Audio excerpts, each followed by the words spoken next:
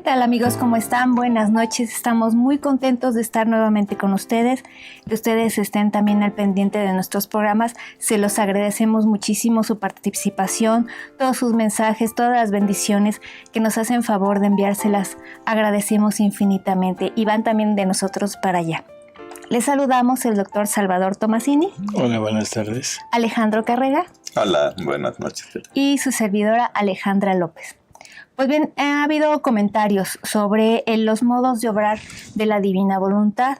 Tenemos varios modos de obrar y hemos tenido comentarios en los que nos dicen que hay una poca de confusión en estos modos. Entonces ahorita vamos a tratar de esclarecer para que sea muy definido estos modos de obrar. ¿Qué le parece, doctor? Sí, perfecto, porque en realidad, o sea, cuando hablamos de voluntad de Dios, pues lo más que podemos, a lo que hemos llegado es a decir es lo que Dios quiere, o sea, como un acto volitivo de Dios, o es lo que Dios manda, o sea, que vendría siendo más o menos lo mismo, ¿no?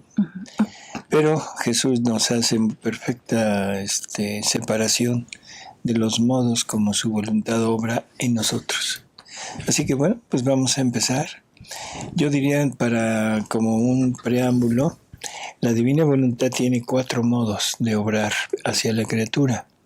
Un modo que es permisivo, otro modo que es la voluntad divina querida, otro que es la voluntad divina ordenada, y el último que es la voluntad divina obrante en la criatura.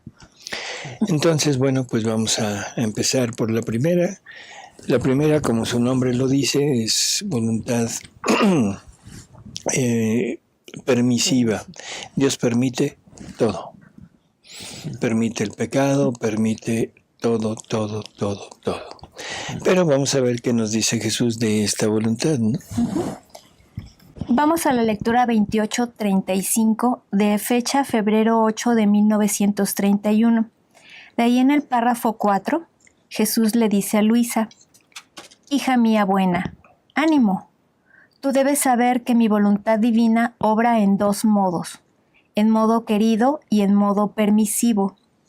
Cuando obra en modo querido, son designios que cumple, santidad que forma, y la criatura que recibe este acto querido de mi voluntad lo recibe dotado de luz, de gracia». Espérame tantito, porque aquí él empieza a hablar de 2 modos, o sea, el modo querido, la voluntad querida y la voluntad permisiva.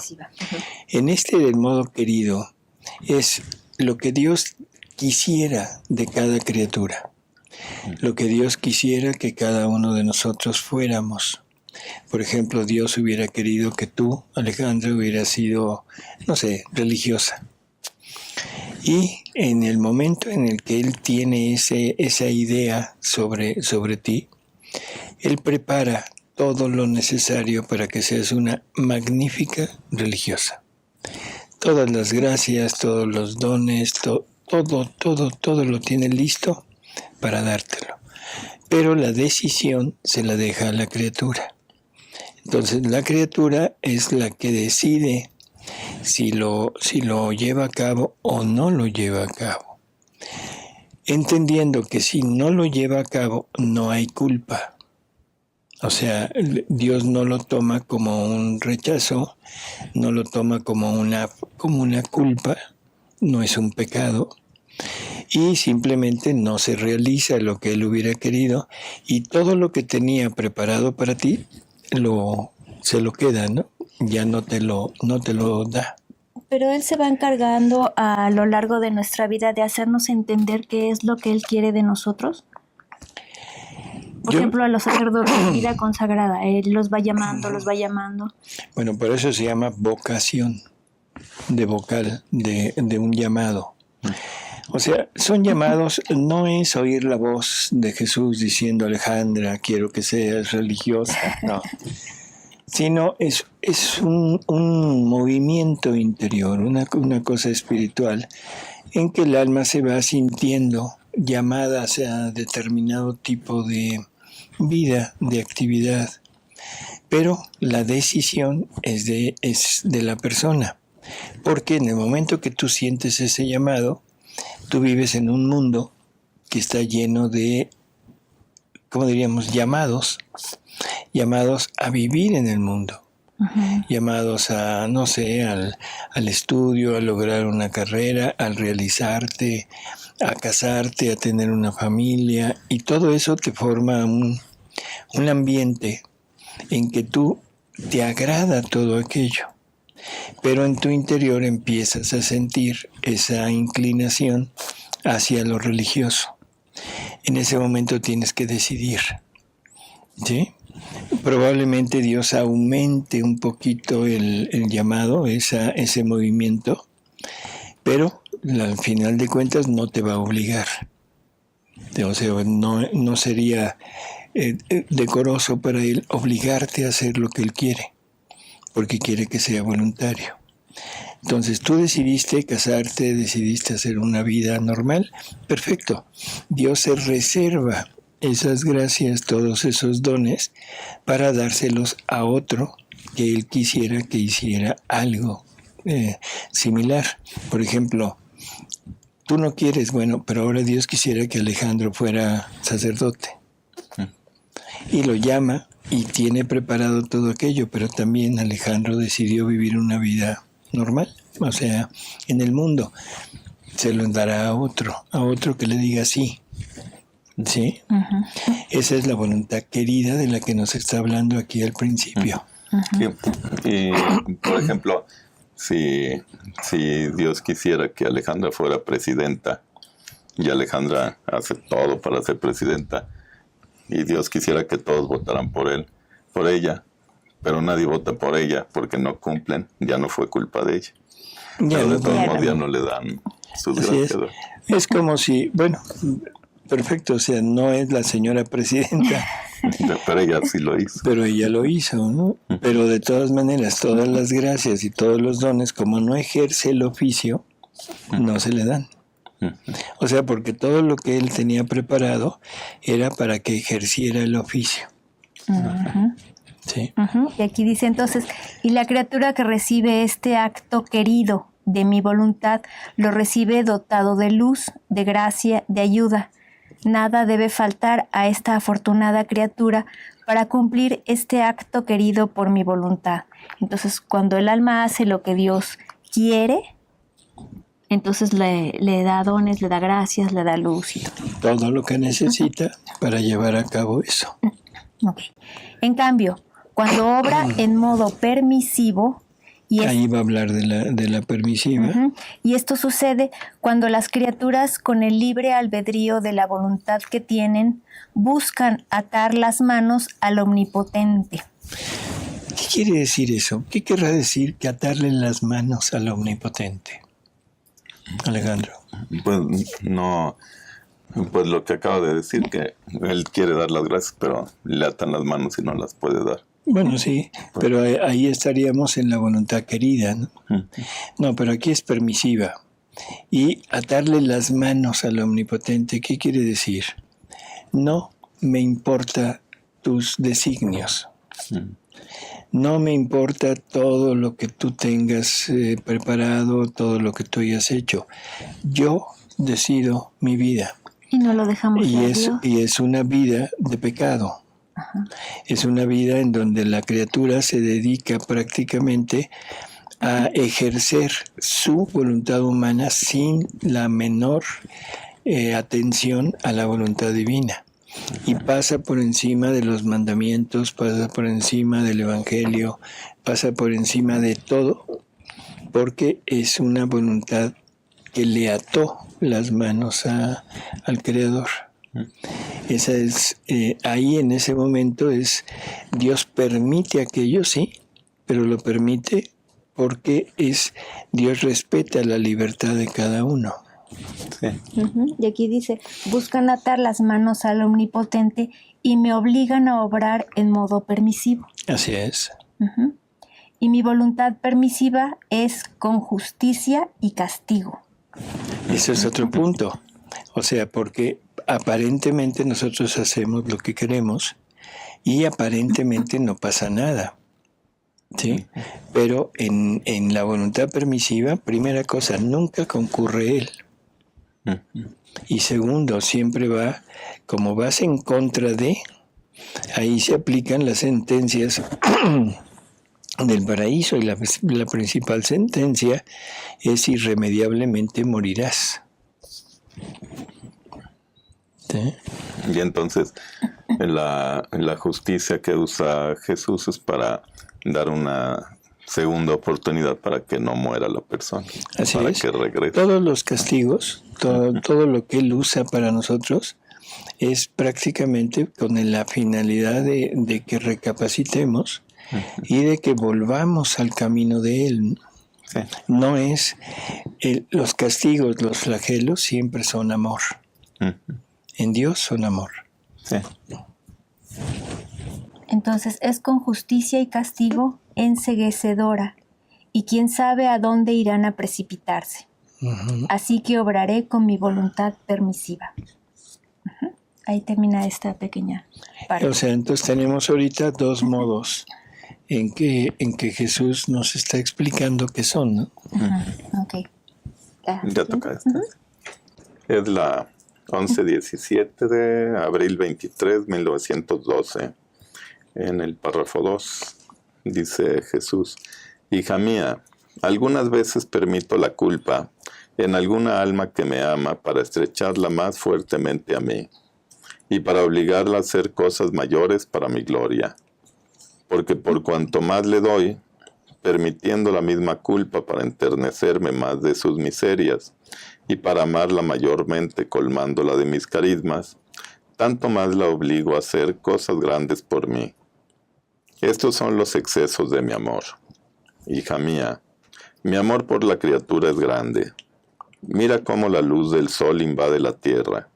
Si tú pudieras deshacer esa luz en tantos átomos, en aquellos átomos de luz oirías mi voz melodiosa, que te repetirían uno tras otro: te amo, te amo, te amo.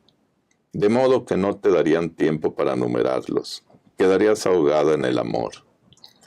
Y en realidad te amo en la luz que llena tus ojos, te amo en el aire que respiras, te amo en el murmullo del viento que llega a tus oídos, te amo en el calor y en el frío que siente tu cuerpo, te amo en la sangre que corre en tus venas, te amo en el latido de tu corazón, te dice mi latido, te amo, te repito en cada pensamiento de tu mente, te amo en cada movimiento de tus manos, te amo en cada paso de tus pies, te amo en cada palabra, porque nada sucede dentro y fuera de ti, si no concurre un acto mío de amor hacia ti. Ese es un punto. Aquí está usando un ejemplo, nos está diciendo algo que involucra dos acciones de la voluntad de Dios. Implica la voluntad permisiva y la voluntad querida, pero las dos enfocadas al mismo logro. Porque dice, algunas veces permito la culpa. O sea, ya hemos hablado de que la divina voluntad permite todo. Pero ¿por qué estar hablando de que la divina voluntad permite a veces la culpa? Porque se trata de una criatura escogida, de una criatura que ya está elegida para una determinada función y que Dios le tiene preparados grandes cosas, grandes dones para llevar a cabo todo aquello que quiere. Pero permitir la culpa es casi como decir, ¿sabes qué? Voy a permitir que te caigas para enternecerme más de ti, que tú entiendas que sin mí no puedes hacer nada y al mismo tiempo estimularte más para que aceptes mi plan sobre de ti. Por eso lo dice así, o sea, dice, es como una madre o un padre con su niño que está aprendiendo a caminar. En el momento que el niño está empezando a caminar, uno ve que hay un obstáculo y de repente uno mide y dice, bueno, no hay gran peligro, o sea, cuando mucho que se caiga. Y uno permite que el niño se caiga para inmediatamente correr, abrazarlo, calmarlo, pues si es que llora, pero es irle dando las posibilidades de que aprenda y de que camine mejor, ¿sí? Que salve ciertos obstáculos. Más o menos es lo que nos está diciendo aquí. Es tanto su amor por nosotros que incluso permite esa culpa para que podamos llegar a ese entrenamiento y podamos salvar esos obstáculos y que Él se enternezca de nosotros y nos dé más dones, más gracias, más luz, más todo, ¿no? Es hermoso esa lectura. Pero hay actos muy fuertes, actos de pecados muy fuertes y otros que no son tan fuertes, entre los pecados veniales, capitales y mortales hay unos más que otros. ¿Él los ve a todos iguales? Una buena pregunta. A ver, te la regreso. Sí. Pues qué? tienen consecuencias. Sí, porque de todos modos son actos hechos fuera de su voluntad, entonces Ese es el punto. es lo mismo. Ese es el punto. El pecado siempre va en contra, cualquiera de dos, o va en contra del prójimo o va en contra de Dios. Realmente nosotros valoramos el pecado entre mayor, menor, venial, mortal, dependiendo de las consecuencias del pecado. Un pecado venial sería, no sé, una mentira, ¿sí? Quizá un insulto. Un pecado mortal sería asesinar a alguien, matarlo. El pecado mortal sería cometer un aborto. En fin, tenemos este tipo de división dependiendo de las consecuencias del pecado. En cuanto a Dios, o sea, tenemos ofensas a Él, tenemos desobediencias a Él, tenemos blasfemias a Él, tenemos una gama también muy grande de pecados. Pero ya en el fondo, a través de la enseñanza que Jesús nos da, ¿qué es lo que estamos haciendo? Un acto sin la unión con la voluntad de Dios. Por lo tanto, ese acto sin la unión con la voluntad de Dios, lo que está ocasionando es una muerte de su vida en nosotros. Y eso es lo mismo en cualquier clase de pecado. ¿Sí? Pero En la mentira. Ajá. Y en el asesinato. Ok. Espérame. Sí. Porque si no se me va la idea. Sí. Entonces, tenemos esa igualdad. Pero debido a las consecuencias, es como seguimos catalogando prácticamente el pecado. Por ejemplo, yo para confesarme necesito tener una idea clara de lo que hice y confesarlo. Y si fue un pecado venial, en realidad sabemos que no se requiere acudir a la confesión. Un acto de contrición. A veces el sacerdote dice que las palabras del Evangelio sirvan para perdonar nuestros pecados veniales. En fin, pero en mi interior, yo sé que le estoy dando muerte a una vida divina en cualquier acto que haga, no unido a la voluntad de Dios. Ahora sí, perdón. Ajá, entonces, pero ahí estamos hablando de pecados en contra de mi prójimo. Y en contra de Dios. Pero hay pecados más fuertes que son en contra de Dios. El Evangelio dice, el que blasfema en contra del Espíritu Santo. Sí, pero no es blasfemia de decir, ¿sí? Sí, No, sí. se entiende. O sea, el pecado contra el Espíritu Santo es el dudar de la misericordia de Dios. Cuando tú dices, esto ni Dios me lo perdona, no te lo perdona. Y no te lo perdona, que fue el pecado de Judas. Ajá. No te lo perdona porque tú no quieres ser perdonada. O sea, estás dudando de la misericordia de Dios, del perdón de Dios, del amor de Dios. Y Dios te perdona todo, absolutamente todo. Pero necesitas arrepentirte. Entonces, ese pecado que no se perdona ni aquí ni allá, esas palabras son muy curiosas, no sé si les llama la atención. el único pecado que no se perdona ni aquí ni allá. Quiere decir que hay pecados que se perdonan allá. Y en el purgatorio. Oh, bueno. Vamos a dejarlo así. Pero las palabras, este pecado no se perdona ni aquí ni allá. Podría ser el purgatorio. En el purgatorio vamos a purgar todo lo que tenemos. Es como hacernos una limpieza de todo lo malo que llevamos. Y en ese momento quedaríamos limpios de todo lo que nos mancha y podríamos entrar, ¿sí? Pero ese es el pecado más grave que existe. ¿De acuerdo? Porque yo mismo le pongo una barrera a Dios para no perdonarme. Claro. Bueno. Dice, así que un te amo mío no espera al otro. Y de tus te amo, ¿cuántos son para mí? Bueno, eso es en cuanto a la voluntad querida y la voluntad permisiva. Perdón. Aquí tenemos otra lectura de las mismas voluntades. Ah, sí. Hay una pregunta. Tenemos una pregunta de Johanita. ¿Lo de sentir culpa es cuando vamos por el camino a vivir en la divina voluntad o también cuando se vive?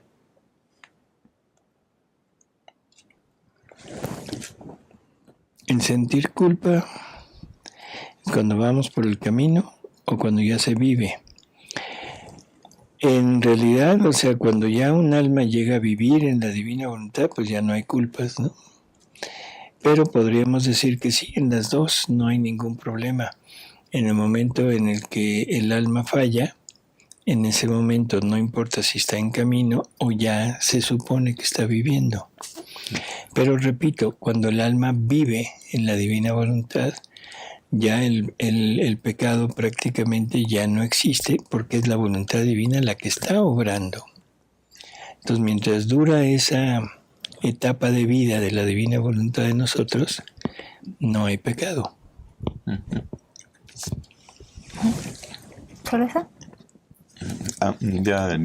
Sí, del tema sí, porque hay otras preguntas, pero no son del tema.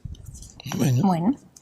¿Ya terminaste? Sí, ya terminé el 11-7. Es que aquí tenemos otra lectura de las dos tipos de voluntades de Dios. Está la 25-25 de febrero 17 de 1929.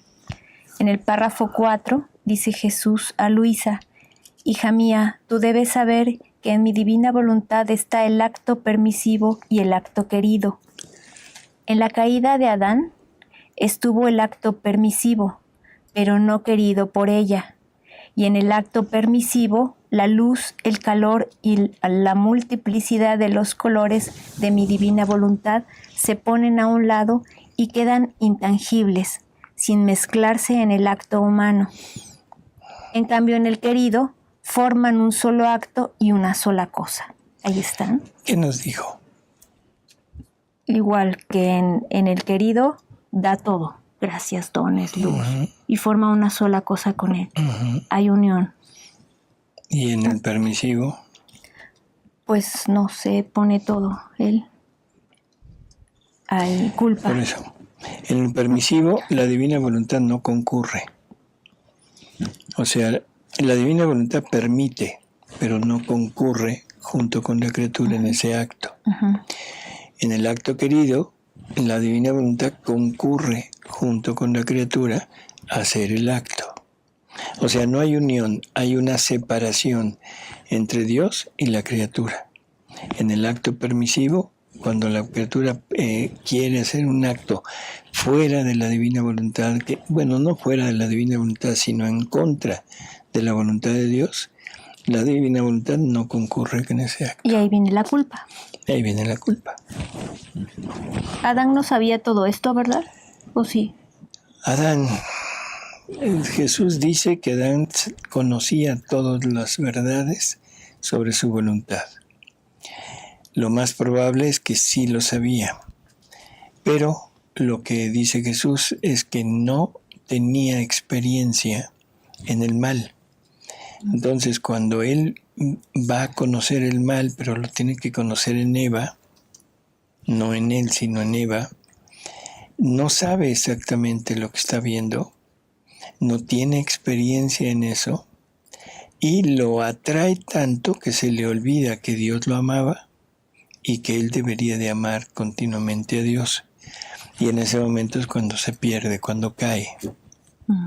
¿Sí? No necesitó comerse la manzana. Lo que necesitó fue apartar su vista de Dios. Ya. Muy bien. Entonces ahí pasamos a la 30:13.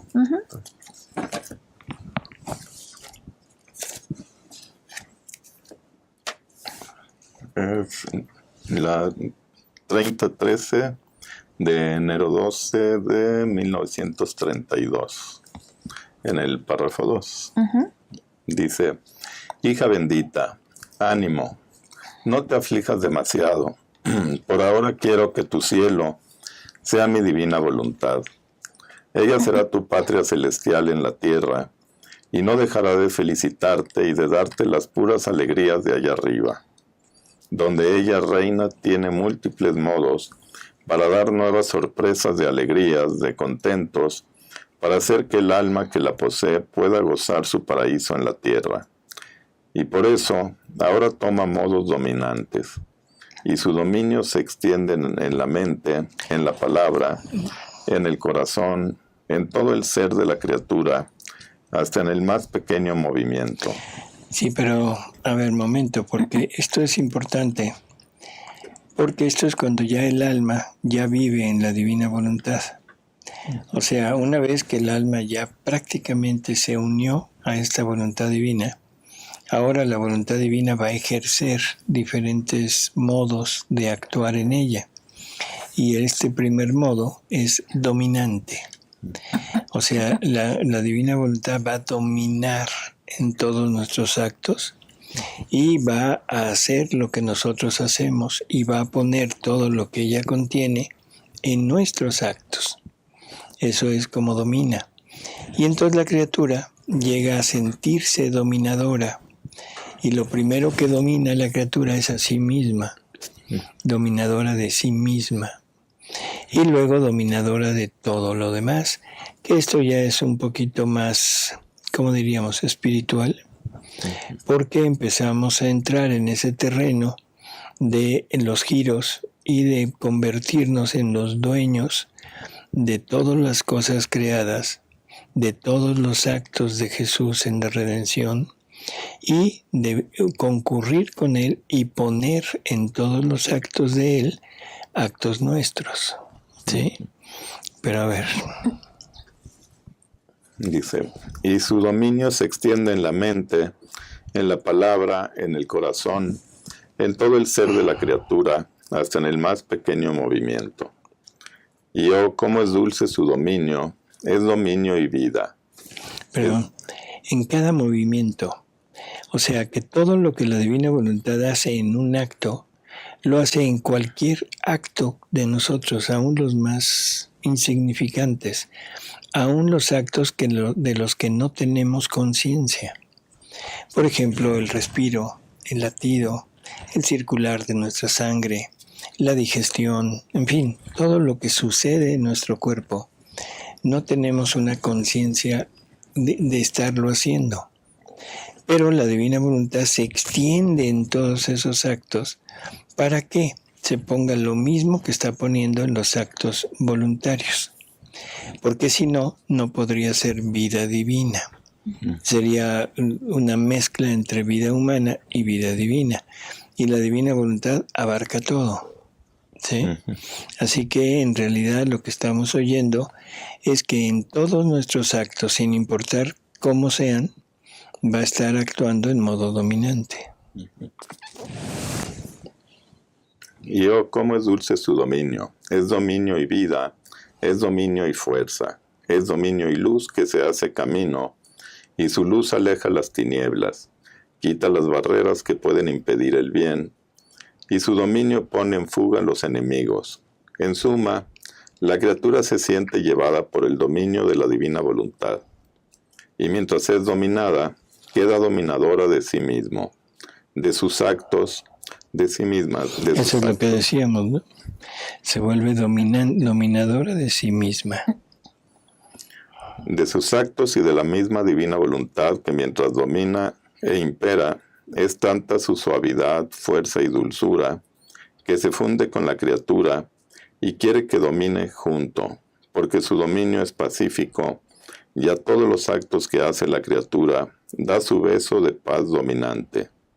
Este beso, suavidad y dulzura, raptan la voluntad humana en la divina y extienden el dominio juntos para formar el reino divino en el fondo del alma. Y ahora el párrafo 3. Brincamos. Dice, ahora, cuando mi divina voluntad se ha asegurado su total dominio en la criatura. Esto es un punto. Cuando la criatura ya le dio la posibilidad de dominar en todo nuestro ser, que no queda nada de voluntad humana, es cuando va a suceder esto, que es el modo hablante. Cuando la divina voluntad nos empieza a comunicar todo lo que ella es en cuanto a conocimiento. O sea, porque no podemos poseer, no podemos usar lo que no conocemos. Entonces necesitamos forzosamente conocerlo para poderlo utilizar. Y esto es lo que va a hacer en este modo hablante, ¿no? Toma su modo hablante. Tú debes saber que cada palabra suya es una creación. Donde ella reina no sabe estar ociosa, y como posee la virtud creadora, no sabe hablar sino crea. ¿Pero qué cosa crea? Quiere crearse a sí misma en la criatura, quiere hacer desahogo de sus cualidades divinas, y lo hace palabra por palabra, casi como hizo en la creación del universo, en que no dijo una sola palabra, sino tantas palabras por cuantas cosas distintas quiso crear. El alma nos cuesta más que todo el universo, y cuando está segura de su dominio, no ahorra sus palabras. Más bien, conforme la criatura recibe el acto de su palabra creadora, así ensancha su capacidad y prepara otra. Así que habla y crea la luz, habla y crea la dulzura, habla y crea la fuerza divina, habla y crea su día de paz, habla y crea sus conocimientos. Cada palabra suya es portadora de creaciones del bien que ella posee y revela. Este es otro punto que es también muy, muy importante. Nosotros fuimos creados a imagen y semejanza de Dios en su Hijo, en el Verbo humanado. Pero ellos tienen la palabra creadora, el fiat, el hágase, es su palabra creadora. Y por lo tanto nosotros deberíamos de tener la palabra creadora. Lo que nos está diciendo aquí es que la divina voluntad entra en el alma y la divina voluntad empieza a decir esta palabra, ese fiat, ese hágase, en cada acto. Ya hemos comentado en algunas ocasiones el que esa palabra saca de Dios cosas nuevas del interior de Dios y las va poniendo, las va depositando en el alma, que son esas creaciones nuevas, esos cielos nuevos, tierras nuevas. Pero también la criatura tiene la palabra, porque es creada a imagen y semejanza de Dios. Por lo tanto, también la criatura puede decir fiat. Y entonces todo lo que ha creado, todo lo que ha sacado la divina voluntad de nosotros, de ella, del interior de Dios, nosotros le ponemos todo lo necesario para dárselo a Dios como obra nuestra. Y que Él sienta y vea en nosotros una creación que le estamos dando a semejanza de todo lo que Él nos ha dado. Eso es... ¡Wow! Sí, y yo veo, por ejemplo, pues un niño, sus papás le dan lo van educando con la palabra. Y el niño va cambiando, va aprendiendo, va actuando. O sea, desde ahí se podría ver que es creadora la palabra. Bueno, de alguna manera, o sea, eso es de humano a humano. Pero aquí estamos hablando de lo divino, de una imitación de lo que es la palabra de Dios, que es el fiat, y que esa palabra de Dios sale de nosotros ahora con toda la potencia que ella contiene, ¿no? Ajá. Sí, lo sería como una imagen. Pero es un ejemplo, así es. Es por eso que es importante estar atentos a lo que decimos. Claro. Acuérdate de una sentencia que hay en que dice que seremos, no recuerdo bien si juzgados o algo, por cualquier palabra ociosa que se diga. Y que solamente nuestras palabras deben ser sí o no. ¿Sí o no? Si es sí, decir sí. Si es no, es decir no. Seguimos. Cada palabra suya es portadora de creaciones del bien que ella posee y revela. Su palabra se hace anunciadora de los bienes que quiere crear en el alma. ¿Quién puede decirte el valor que posee una sola palabra de mi divina voluntad? Y cuántos cielos, mares de riquezas, variedad de bellezas pone en la afortunada criatura que posee su dulce y feliz dominio. Ahora, después del trabajo, surge la alegría, la felicidad. Mi voluntad, por su naturaleza, está llena de alegrías innumerables. Ella ve a la criatura que se ha prestado a recibir la creación de sus palabras, y oh, cómo se siente feliz, porque ve que cada creación recibida da a luz una alegría y felicidad sin fin. Y ella pasa del modo hablante al modo felicitante. Y para hacer que la criatura goce de más, no se aparta, no, sino que se felicita junto. Y para hacerla gozar más, le va explicando la naturaleza y diversidad de las alegrías que ha creado en su alma, solo porque la ama y quiere verla feliz. Ese es el punto, o sea, nos tiene que ir dando el conocimiento y la explicación de todo lo que está creando en nuestro interior, para que podamos realmente apreciar lo que está haciendo en nosotros, y eso va a ser nuestra felicidad de por vida, de eternidad. Ajá. Esa es la parte obrante de la divina voluntad, pero en este modo hablante y felicitante. Nos va a hablar, nos va a decir qué es lo que está haciendo, para poder gozar todo lo que ella contiene y lo que ha hecho en nosotros. Es precioso, ¿no? Sí. Y cómo las alegrías, la felicidad, en la soledad no son plenas, parece que mueren. Por eso me deja junto contigo, para poderte felicitar siempre y preparar las nuevas alegrías con el trabajo de mi palabra creadora. Por eso nuestra única fiesta y felicidad que tenemos sobre la tierra es el alma que se hace poseer por el dominio de mi suprema voluntad. Ojo con esto. A ver, repítelo, Alejandro. Esa última frasecita. Por eso nuestra única fiesta y única fiesta y felicidad que tenemos sobre la tierra es el alma que se hace poseer por el dominio de mi suprema voluntad. Así es. Todo lo demás es agradable, es aceptado por él, sí. Pero este punto, esas palabras son determinantes, ¿no? Única. O sea, queremos darle a Dios realmente lo que Él desea, lo que Él quiere encontrar en nosotros, tenemos que estar en la divina voluntad. Si no estamos en ella, podemos darle cosas que le son agradables, sí, pero no es en la plenitud de la felicidad, no es la plenitud de lo que Él quisiera tener. Así que bueno, está en nuestra decisión el poder dar o no dar a Dios lo que siempre ha querido.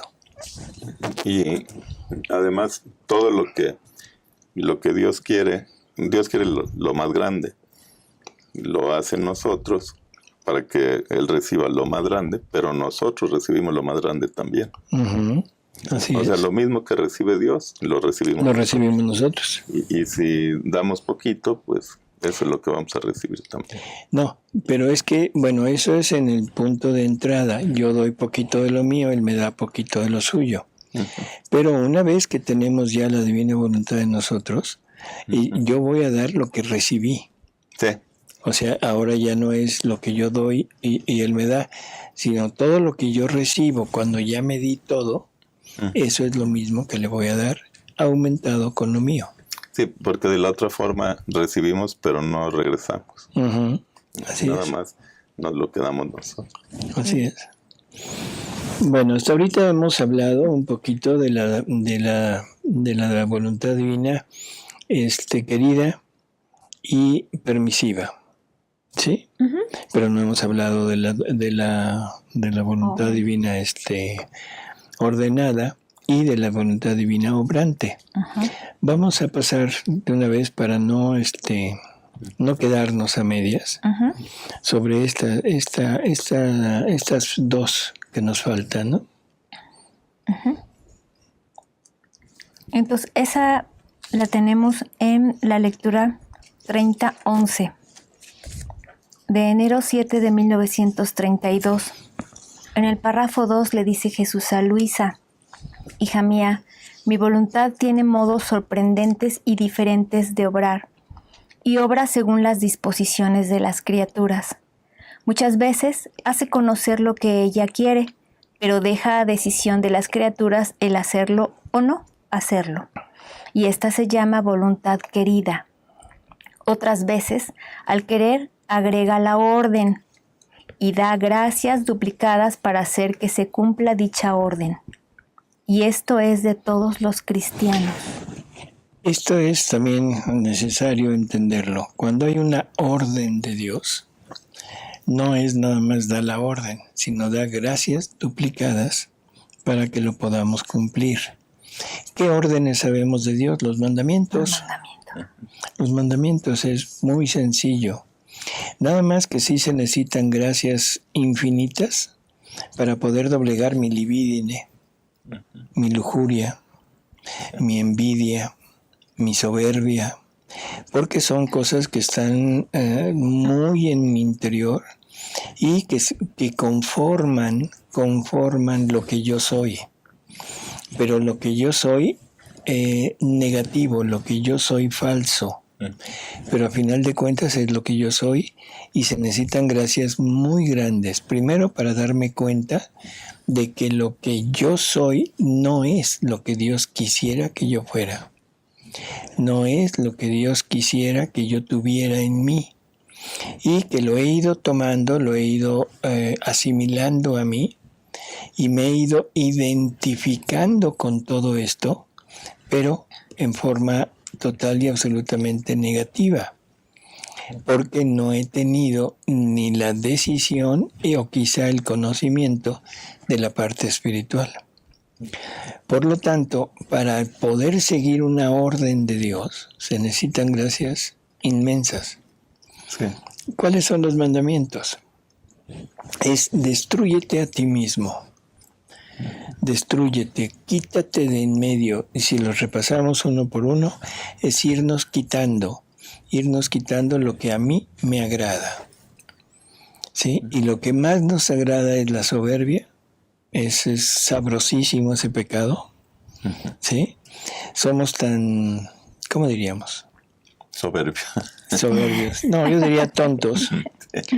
Que el valor que yo me aplico a mí mismo es un valor total y absolutamente ficticio, donde yo me alabo a mí y menosprecio a los demás, pero que eso nada más es en mí y que me lleva a terribles frustraciones, porque a la hora de yo actuar me voy a encontrar con un mundo que ni me ve siquiera.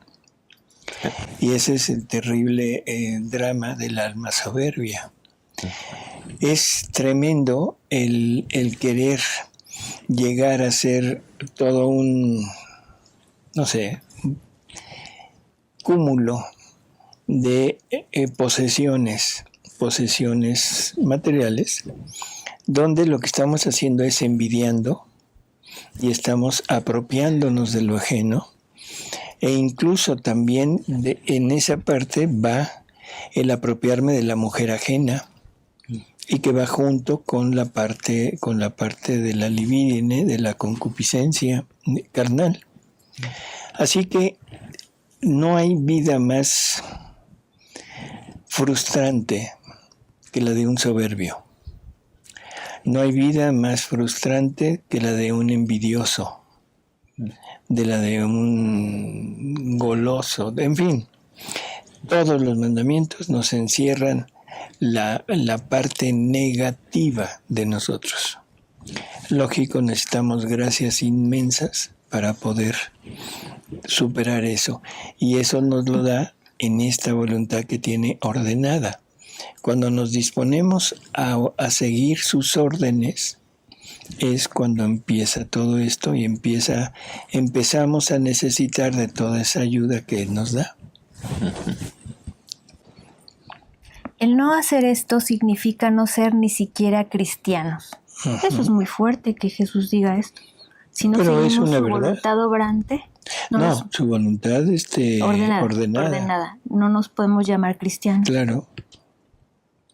El otro modo es obrante. Ese es el punto. En este, desciende en el acto de la criatura y obra como si el acto de la criatura fuera acto suyo. Uh-huh. Uh-huh. Y por eso, como acto suyo, pone en él su vida, su santidad, su virtud operativa. Pero para llegar a esto, en el acto en que la divina voluntad va a obrar junto con nosotros, tiene que poner todo lo suyo, lo que hemos hablado ya. Uh-huh.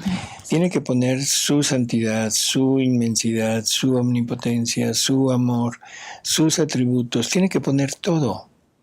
Y poniéndose todo a disposición de la voluntad humana, porque ese es el punto, no es ella obrando en nosotros, sino ella dotando a la voluntad humana con todo lo suyo. Ahora la voluntad humana se mueve y junto con ella se mueve a la divina voluntad.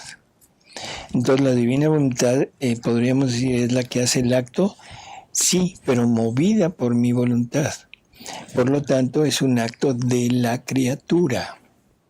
Porque si no fuera así, fuera como a veces acostumbramos decir, ven divina voluntad a hacer esto en mí, entonces ya no sería yo el que estaría actuando, sino sería la divina voluntad, y eso no sería un intercambio de amor, porque sería Dios y Dios.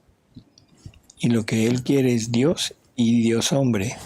¿Es un trabajo en equipo? Claro, así es. En el que hay dos elementos que trabajan para un mismo fin. Así es. Pero los dos son necesarios. Los dos son necesarios porque la divina voluntad ya no tiene actos. Es un acto único. No puede hacer otro acto. Si hiciera otro acto se perfeccionaría. Y eso en Dios no sucede. Dios es. Por lo tanto, ahora es la divina voluntad nada más dotando a la criatura con todo lo suyo. Es la voluntad humana que toma toda la voluntad divina y la mueve. No tuvo otro acto, sino es movida por la voluntad humana. Y gracias a eso es que la voluntad humana ahora adquiere la prerrogativa de hacer actos divinos. Aunque la voluntad humana sea involuntaria, como nuestros actos involuntarios de nuestro cuerpo. Claro. Nuestra alma maneja todo nuestro cuerpo. Uh-huh. O sea, nuestra alma informa todo nuestro cuerpo. Actos voluntarios e involuntarios. Nosotros le llamamos actos voluntarios a los que tengo conciencia de ellos. Pero digamos, ¿qué maneja tu digestión? Mi alma. Pues tu alma. Si es la parte que tiene la dirección de todo el cuerpo, es el alma. Y en el alma está la voluntad como potencia. Por lo tanto, ¿quién está haciendo eso en ti? Uh-huh. Es por eso cuando el alma abandona el cuerpo, esas funciones involuntarias ya dejan de funcionar. Así es. Ya, cesan. Ujú. Se fue el alma. Se fue el alma, así es. A ver, vamos a terminar porque lo que viene ahorita me interesa mucho comentarlo. Pero para llegar a esto, el alma debe estar habituada a la voluntad querida y ordenada. Este es un punto, y lo voy a decir abiertamente, en que nos hemos equivocado siempre cuando hemos hablado de que para llegar a vivir en la divina voluntad no se requiere nada. ¿Sí? Lo hemos confundido con aquellas palabras que decía Jesús, de que para estar en su voluntad, para entrar en su querer, no se requiere, no hay llaves, no hay puertas, no hay ventanas, no hay nada. Y lo habíamos interpretado como que no era necesario ningún acto anterior para esto. Sin embargo, lo que está diciendo aquí, junto con lo que dice en esta otra lectura, vamos a repasar primero la anterior, en que dice, para entrar en mi querer no hay puertas, no hay llaves, no hay nada, porque mi querer se extiende por arriba, por abajo, a la derecha, a la izquierda, por delante y por detrás. Estamos sumergidos en Dios, estamos sumergidos en un mar inmenso que se llama Dios, que se llama querer divino, pero traemos un traje de buzo. Y ese traje de buzo no permite que todo ese mar, toda esa divina voluntad entre en mí. Y el traje de buzo es mi voluntad. Por eso me dice, para entrar no necesitas más que quitarte el traje. Quita tu voluntad, ¡pum! Y en ese momento te rodeo por todas partes. Entonces, para eso es que no hay llaves, no hay puertas, no hay nada. Lo único que necesito es quitar mi voluntad. Pero para llegar a vivir en la divina voluntad, para llegar a esta voluntad obrante, para llegar a este punto de la voluntad felicitante en nosotros, es necesario. A ver, si lo quieres leer, por favor. Pero para llegar a esto, el alma debe estar habituada a la voluntad querida y ordenada. Debe estar habituada a la voluntad querida y ordenada. ¿Qué quiere decir? Pues que siempre se haga la voluntad de Dios. Pero Estar ya en el camino. hablamos de la voluntad querida como una voluntad que Dios quisiera para la criatura, pero la criatura tiene la decisión de decir sí o no. Pero si yo debo estar habituado a esa voluntad, entonces todo lo que Dios me ponga enfrente yo lo debo aceptar. ¿Ahí entra la resignación? ¿No? No. Entra el querer lo que Dios quiere, el tomar lo que Dios quiere que yo tome, el hacer lo que Dios quiere que yo haga. O sea, es estar habituado a cumplir la voluntad querida de Dios.